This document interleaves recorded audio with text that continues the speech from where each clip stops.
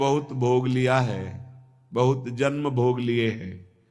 एक बार मेरी प्रार्थना मान लो तो आज तक तुम्हें जो शांति और विश्राम नहीं मिला वो मिल जाएगा।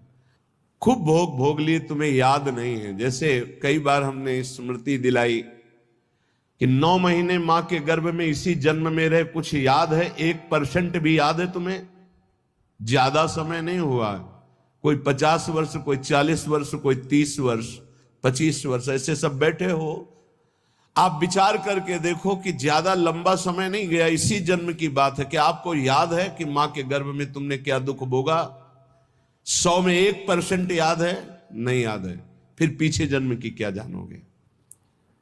ना भवता ना पे संसार मध्य, इस जगत में ना तुम कभी सुखी हुए हो ना सुखी हो पाओगे यदि भजन नहीं करोगे। देखो,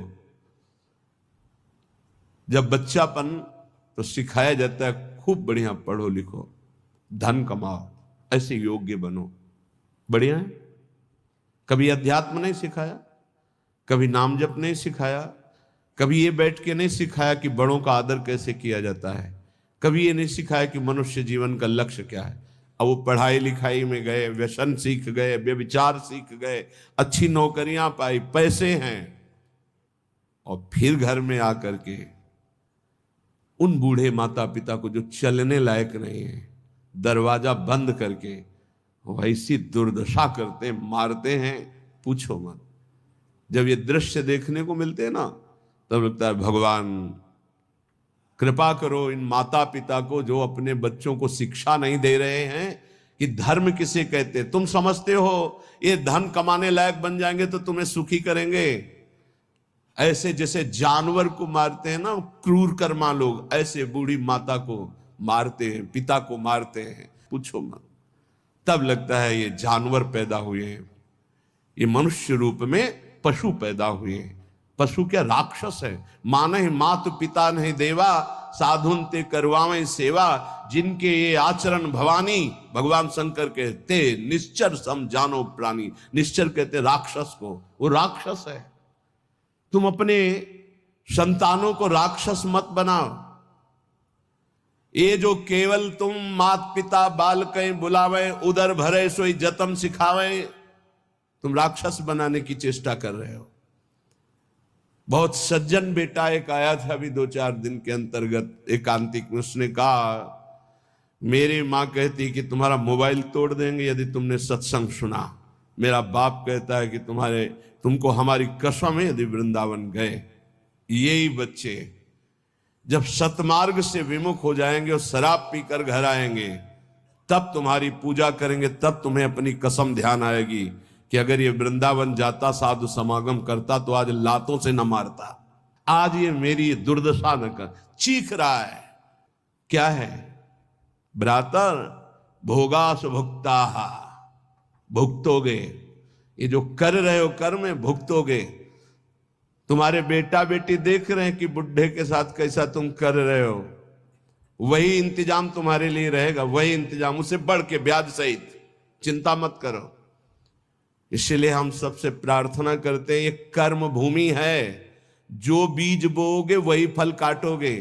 आज देखने में लग रहा है कि माता पिता के साथ बड़ा अन्याय हो रहा है, लेकिन सत्य पूछो तो ये उनके कर्म का फल उनको देखने को मिल रहा है। न कभी राम बोले, न कृष्ण बोले, न हरि बोले, पूरा जीवन केवल इसी में लगाया, तो देख परिणाम। जिनके लिए जीवन लगाया वही तेरा जीवन लेने के लिए तत्पर हो रहा है, वो वही तेरा नाश कर रहा है। जिसको तूने सजाया वही तुझे दंड दे रहा है। क्यों? भगवान का विरोधी भाव रखने वाला कभी सुखी नहीं हो सकता। हनुमान जी महाराज रावण को कहते, हाथ जोड़कर विनती करता हूं राम जी की विमुखता का त्याग कर दे, नहीं शंकर साहस विष्णु अज तो ही सकहि न राख राम कर द्रोही। मैं सभा में कह रहा हूं, ये हजारों ये भगवत स्वरूप महापुरुष भी तेरी रक्षा नहीं कर पाएंगे। तेरा विनाश हो जाएगा यदि तू भगवान से विमुख रहेगा। हे भ्रातर भोगा सुभुक्ता की न इव भवता नापि संसार मध्य। संसार के बीच में तूने क्या क्या नहीं किया। बहुत से पाप किए, बहुत से भोग भोगे। अब बुद्धि ठिकाने लगा लो, सावधान हो जाओ। अभी सब मिटा सकते हो। सब गलतियां मिटा सकते हो, अभी बहुत अच्छे बन सकते हो, अभी भगवत प्राप्ति कर सकते हो। पूरा जीवन गलती करता रहा जामिल, अंतिम में नारायण निकल गया तो भगवत प्राप्त हो गया। अपना पता नहीं कब अंतिम, अब सुधार लो। अगर हमारी आवाज आपके कान में पहुंच रही है, चाहे ऐसे समक्ष बैठे हुए या यूट्यूब में, आपके माता पिता कैसे भी हो, हमारी प्रार्थना है यदि वो वयोवृद्ध हैं, चलने फिरने में असमर्थ हैं, तो पहले समझ लो उनकी बुद्धि भ्रष्ट हो गई है। तुम्हें मानना पड़ेगा। ये भ्रष्ट का मतलब होता है स्थिति से गिर जाना। अब वो ठीक नहीं बोलेंगे, वो आपको गाली देंगे। आप घी चुपड़ी रोटी सब्जी दाल सब देंगे, फिर भी वो आपको गाली देंगे। आपके रिश्ते नातेदारों से आपकी निंदा करेंगे, पर आप उनकी इस बिगड़ी हुई बुद्धि का रोष पूर्वक अनुगमन करते हुए उनको पीटना, उनको मारना, ये आचरण मत करें, क्योंकि उनकी कर्मानुसार बुद्धि बिगड़ चुकी है। अब अपने कर्म आप मत बिगाड़िए, वो आपके भगवान हैं। सच्ची मानिए, उनमें भगवान बैठे हुए हैं।